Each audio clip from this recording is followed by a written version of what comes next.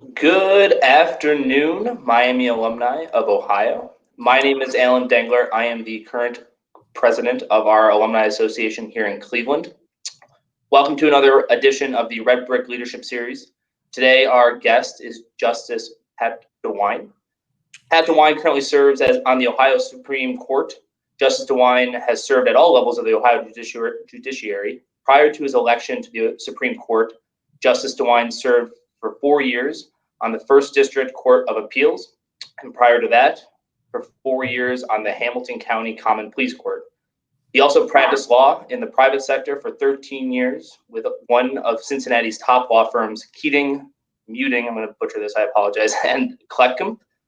His public service engagements have included Hamilton County Board of Commissions, Cincinnati City Council, and was a founder of Build Cincinnati. Justice DeWine is an adjunct professor for the University of Cincinnati College of Law, where he teaches appellate practice and procedure. He completed his undergrad degree from Miami University and graduated from the University of Michigan Law School. How are you today, Justice? I'm fine. How are you? I'm good. I'm doing well.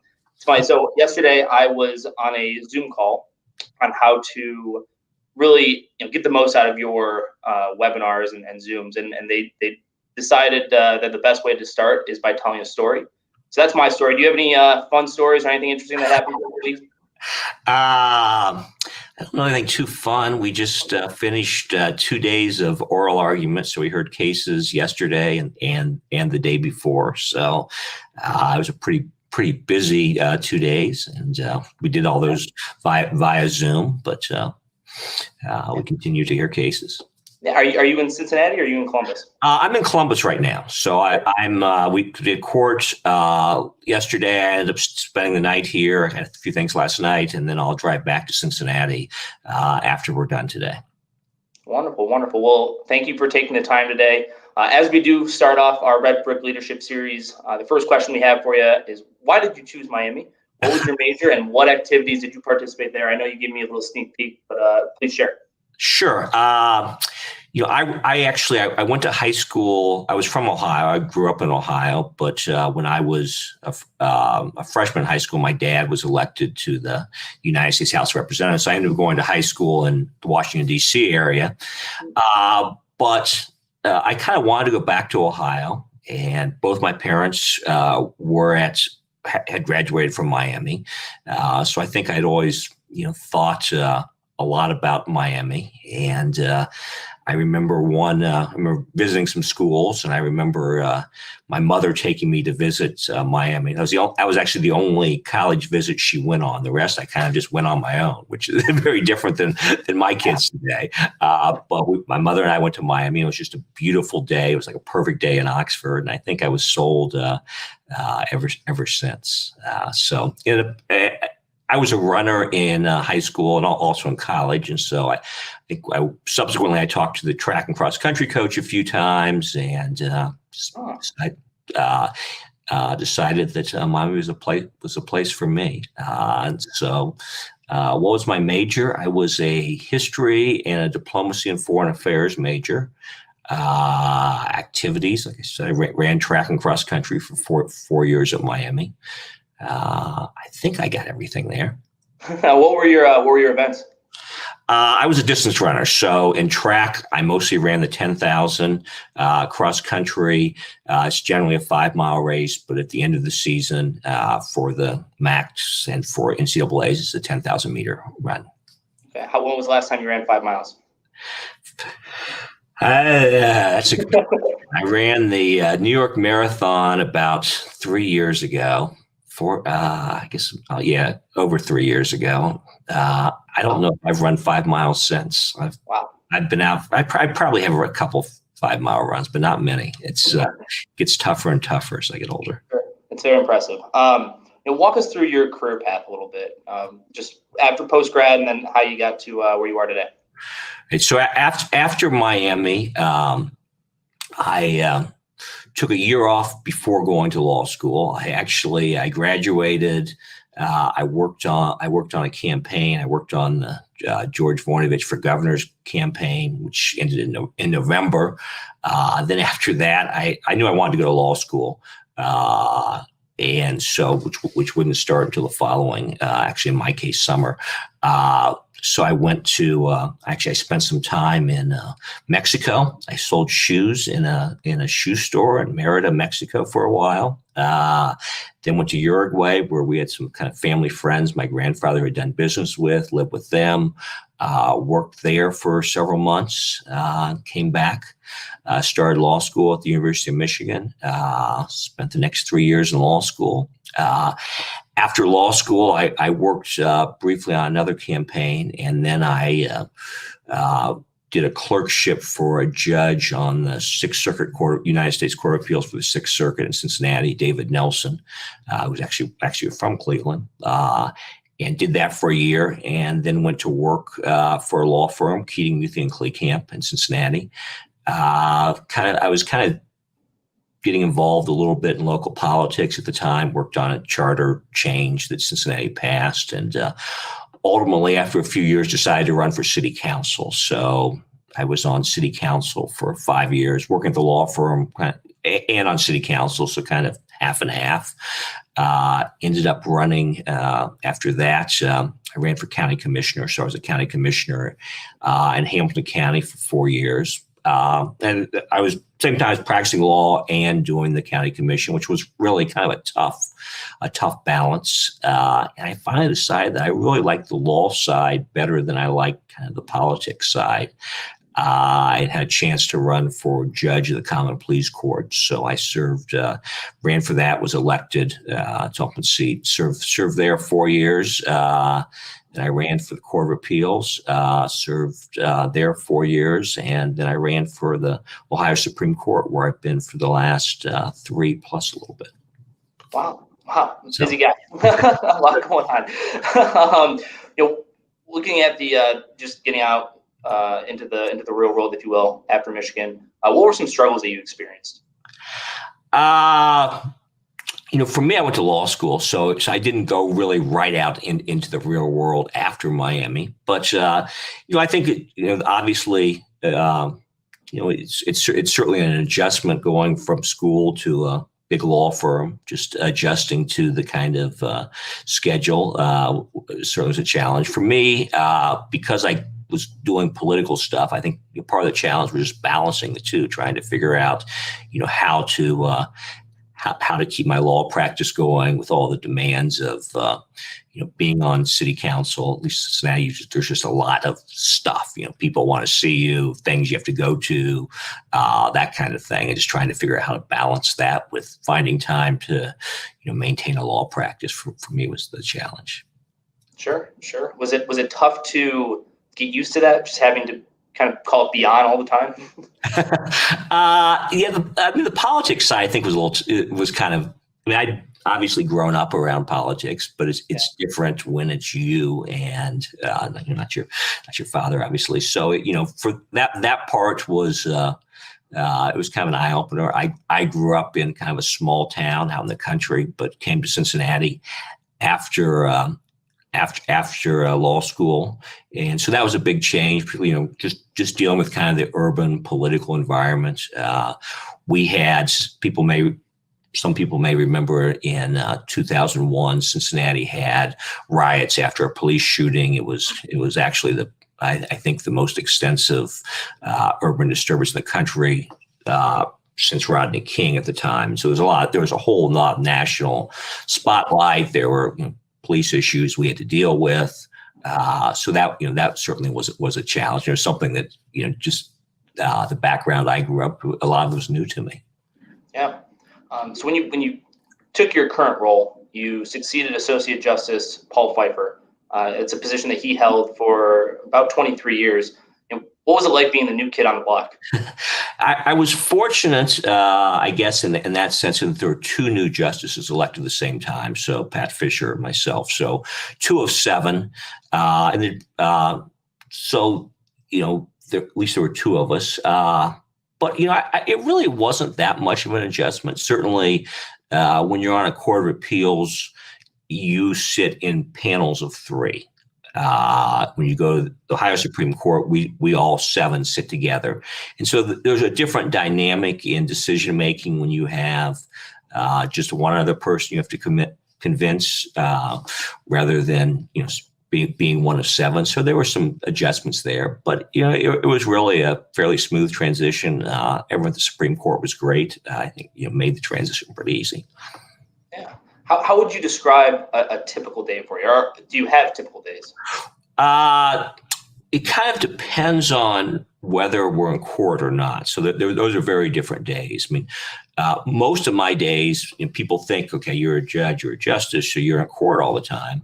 But really, for us, most days we're not in court. We hear cases generally every other week, a couple days a week. So most days are actually spent reading or writing. So for me, a typical day is generally get up and either I'm writing an opinion from a case that we've heard that's been argued. So I'm trying to write the opinion that will ultimately go out in that case, or it's getting ready for the next oral argument. So reading all the briefs. So mostly what I do all day is read and write, to be honest. But then, of course, there are days that we'll have court. So yesterday and Tuesday, we were in court up here in Columbus, or down here, I guess, up here in Cleveland.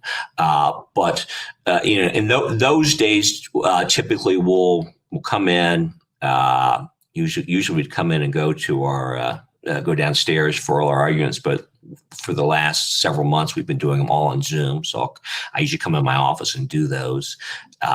We start at 9. We'll typically hear 5 cases in a morning, which means that oral arguments typically a half hour each side, 15 minutes. So you hear 5 cases. After those cases are over, the justices will get together and confer. We can do that by Zoom now. We'll have a conference where we go through each case that was argued. We each kind of explain how we saw it, how we think it should be decided. And then we'll have a conversation about that. And then at the end of that process, we take a preliminary vote. And then we decide who's going to actually write that opinion based on who's the majority. So we'll do that. And then after that, we have a lot of things we deal with collectively that aren't actually argued. So there's a lot of cases that, for whatever reason, won't have an oral argument, but we'll still have to decide motions or make rulings in the case. So we'll, a typical Tuesday, we might vote in 40, 50 more cases, different things. We also have to take up matters of attorney discipline. So anyone who's been disciplined in Ohio as an attorney because they haven't followed the ethical rules, we vote on that. There's obviously a process before it gets to us, but we have to vote on the ultimate sanction. So we'll hear some of those cases. We also do things like the administrative things that the court does. So we may be voting on discussing changes in the civil rules, changes in procedures, governing attorneys. Not obviously, but one thing we've had to deal with, for example, recently is trying to figure out how we're going to do the bar exam in light of the pandemic. So last conference, we had to vote to decide to go to an online bar exam for this fall. So those kinds of things. Yeah. So let's go a little bit further if you'll entertain the idea of looking at conversations with colleagues and being a professor as well. In your opinion, how do you form the best argument? That's really what a lot of what we do as judges is not so much argument, but when we write an opinion, the way I look at it is I want the people involved in the case, as well as others who from the outside who may look at it, but I want them to understand that not just the court decided one way or another, but why they did. So we spend a lot of time. That's why we have the tradition of written opinions. And, I spend a lot of time trying to explain the reasoning in a way that's persuasive to people. As far as, so a lot of what we do is really that kind of conversation. We do it in writing a lot because, when we write opinions, we're talking to each other, we're talking to other judges. there's often a case where someone will be assigned a majority opinion, and then I may disagree with that result, so I'll write a dissent, and then before that opinion is released, we'll vote on it again. So part of what I'm trying to do is persuade my colleagues why they should change their vote and adopt the reasoning of the dissent rather than the majority opinion. And if that happens, then the dissent gets rewritten and it becomes a majority opinion. So we do a lot of persuasion in that context.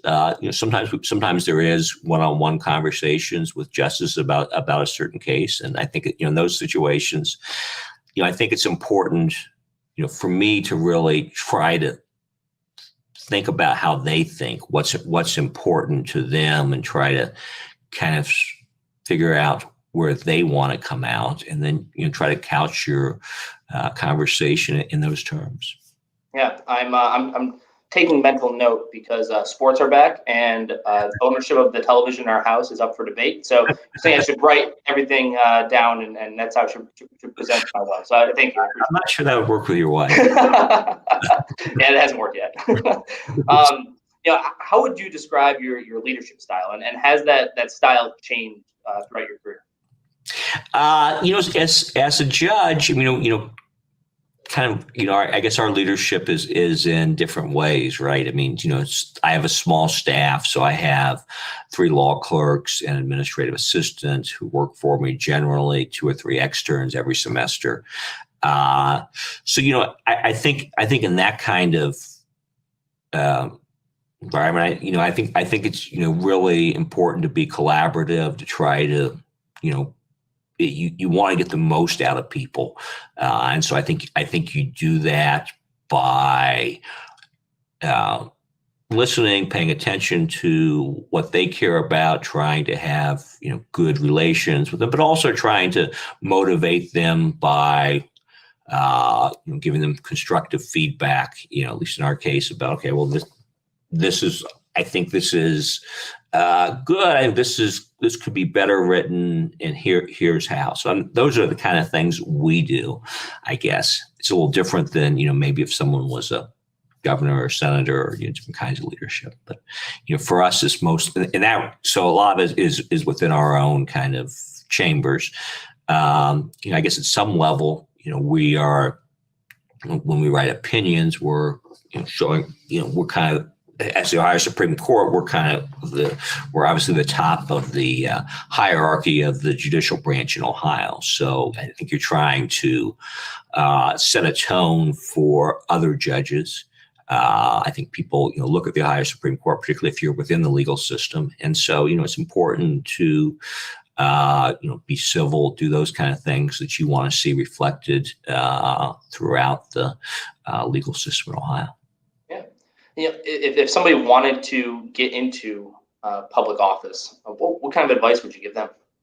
Sure. I mean, I think it certainly depends on what kind of public office, but if someone's thinking about, I'd like to run for city council or county commissioner or Congress or whatever. And to me, the best thing to do is to get involved. I think getting involved in other campaigns is really helpful. I mean, campaigns are very dynamic kind of operations where they kind of start up quickly and they have to be done in 6 months or something. And so, because of that, there are tremendous opportunities for young people who haven't been involved to move up quickly and to get responsibility very quickly that you'd have a difficult time getting in any other kind of enterprise. So, I always encourage young people who want to get involved in politics to, go volunteer on a campaign. If you have time, you're graduating, you really want to get involved in politics, and you can find a campaign to work for, and you can afford to do it for 6 months, even if you're not paid. I think that can make a lot of sense, and people, a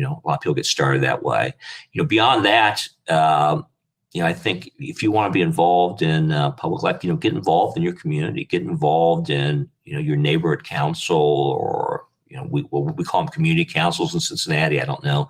There's probably a neighborhood name for them in Cleveland. I'm not sure, but get involved in those kind of groups or other kind of, civic endeavors.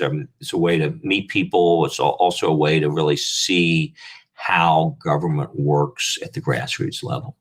Sure. And then a step further, once they're in it, for early talent, what should they expect? What what should they expect as far as? Yeah, in terms of when you look at once they're in the political or taking those first steps into the public office, what is there to, I guess, expect of that day to day? And I guess I'm not trying to repeat myself. I think it really depends on kind of what you're doing in public office, right? I mean, for me, when I was on city council, it was very much engaging with and listening to the community, people who, trying to figure out what neighborhood needs people had, what issues mattered to people in the city. As a judge, it's very, very different. I was a common pleas court judge first. I was a trial court judge, which in some ways was one of the most fun things that I've done, just because you never know what's going to happen in a courtroom from day to day. And so, that's a very different kind of aspect about, government, I guess. Sure. And, kind of just curious, and then I think if people would be interested in this, to the extent that you can share, what's next for you? I plan to stay on the Ohio Supreme Court. Exactly. My term will be up in a few years. I expect to be running for the Ohio Supreme Court again. Wonderful. So. And then to conclude, kind of how we often do, best career advice that you can give a new graduate coming out of Miami. I think certainly one thing is just how important when I look at my career, my life, is the relationships you have, maintaining strong relationships with whoever it is, whether it's people from Miami or people where you go to work, young colleagues, that kind of thing. I think one thing I think that's one mistake some young people make is they're so worried, they get very worried about the relationships with the people above them, but they don't worry as much the people who really are their friends or should be their friends. And in 20 years, what you find is that those people are the people who are running things one place or the other, and having those relationships is, I think, tremendously important. But I think just working on your relationships generally is one thing. Certainly hard work always pays off. I tell people, and part of it's probably a bias in what I do, but I think working on your writing skills certainly it is a benefit almost everywhere. There's always a shortage of people who can communicate well with the written word, and those people tend to do well no matter where they are.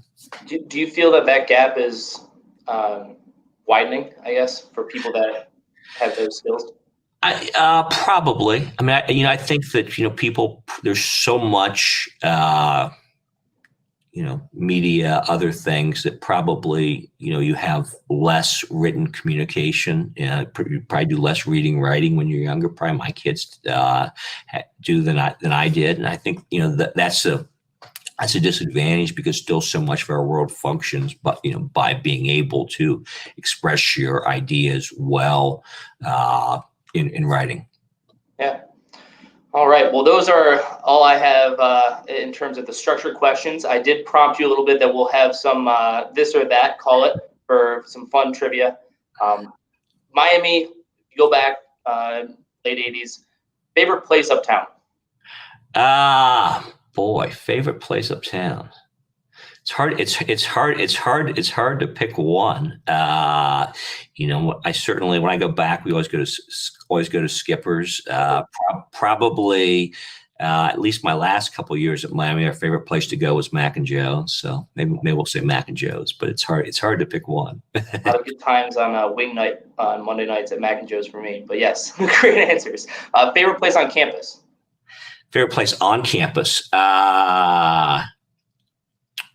Well, it's not really the same anymore. When I was there, I always liked. We usually, for me, because we ran track, we always had a 7 a.m. practice. So you're always up kind of early, and generally you try not to go back to bed. That was so I always like to go, and sometimes I had a 9 o'clock class, sometimes I wouldn't, but I always like to go down the coffee shop in the res and hang out there for a while, do a little work, drink coffee in the morning. That was one of my favorite places.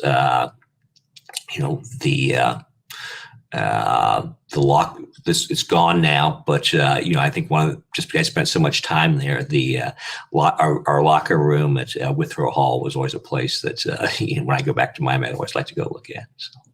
Sure. Favorite Ohio sports team? The Reds. That's an easy one. Sorry. Don't be sorry at all. Although they did lose last night. So that's kind of sad. But. Yeah. Do you get a lot of grief working in Columbus and have graduated from the university? A little bit, yeah. I mean, it's when I go around the state, particularly when I'm campaigning, and people say, "Where'd you go to school?" I always tell them Miami. I don't mention law school. So we'll take it. Last one. One word to describe the state of Ohio. Boy.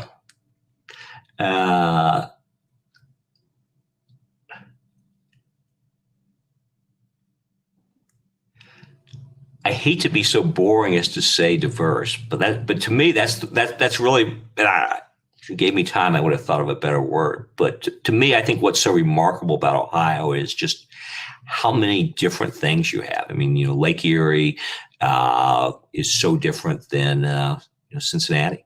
You can go to Southeast Ohio and it's absolutely beautiful.